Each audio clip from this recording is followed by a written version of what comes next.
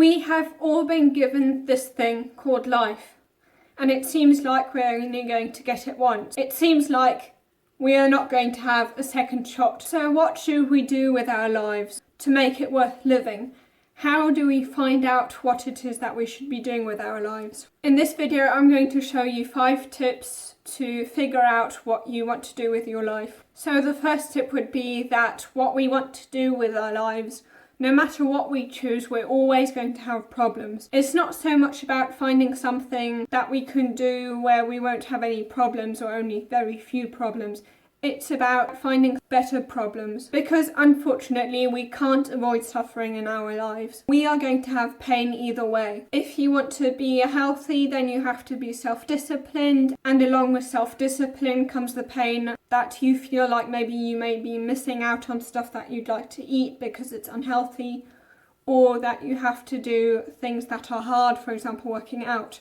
However, if you don't take on these problems, then you're going to have the problem of being ill. So either way, we are going to feel pain.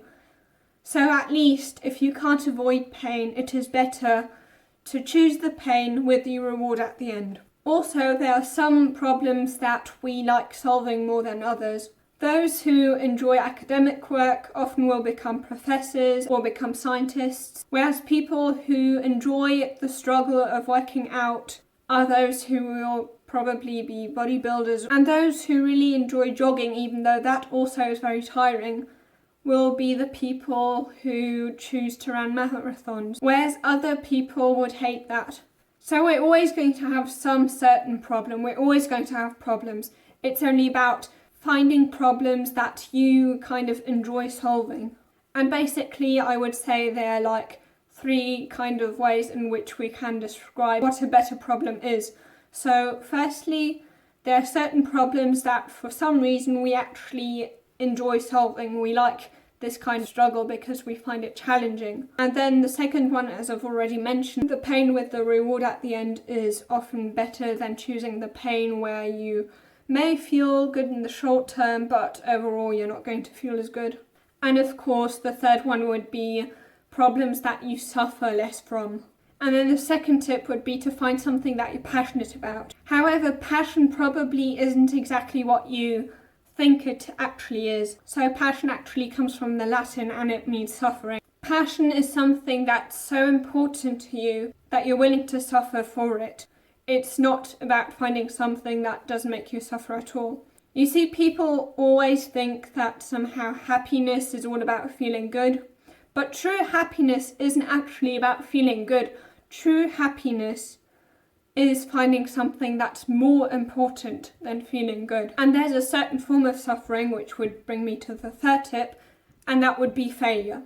Especially if you've got a fixed mindset, failing is very, very painful. Because when you've got a fixed mindset, you think that every single thing that you get bad results at is because you're bad at this thing, because you're not talented. You feel like it's a weakness of your personality that you can't actually change.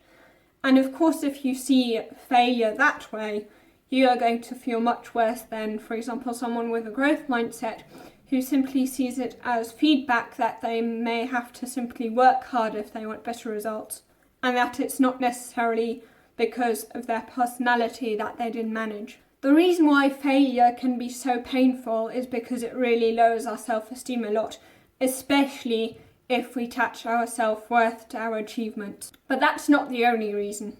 In general, if we fail, which means that we've gone beyond our comfort zone, that in itself is very tiring. And the reason why that is tiring is because then we no longer use the basal ganglia, which only expend very little energy. But once we step out of our comfort zone, we start using our prefrontal cortex, and this brain region uses up a lot of energy. So that's why we feel that it's so tiring. It's because we're using so much energy when we go beyond our comfort zone. And another reason why failure is so painful is because we feel uncertain and unsafe when we do something that we're not used to yet. A ship is safe in harbour, but that's not what it's made for.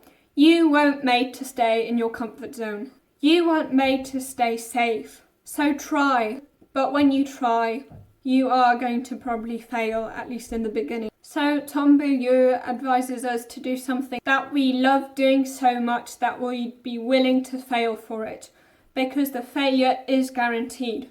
You are definitely going to have setbacks and your idea may fail entirely. However, the success isn't guaranteed. So pick something that you find is worth doing simply because you enjoy it in the process and not only because of the reward at the end. That you do it out of intrinsic motivation and not extrinsic motivation. So that even if it does go wrong, you haven't wasted your time because you actually enjoyed doing that. And then the fourth tip would be to choose something that you've struggled with, want to overcome, or have overcome in the best case. That is because if you've been in this situation yourself, then you understand those who are in the same situation as you are best. So for example, someone who teaches about this problem but never really had to struggle with it won't know how those who are struggling with it feel. And therefore, if you've gone through this experience yourself, then you have a sort of advantage over this other person that didn't have to go through it, because you can understand how they feel and what they struggle with more than he does. And then the fifth tip would be this Japanese thing called ikigai. So basically what it is that we should find something that we're good at, that we love to do, that the world needs, and that we can be rewarded for. Basically what we're good at and what we can be rewarded for is our profession. What we're good at and what we love is our passion. What we love and what the world needs would be our mission.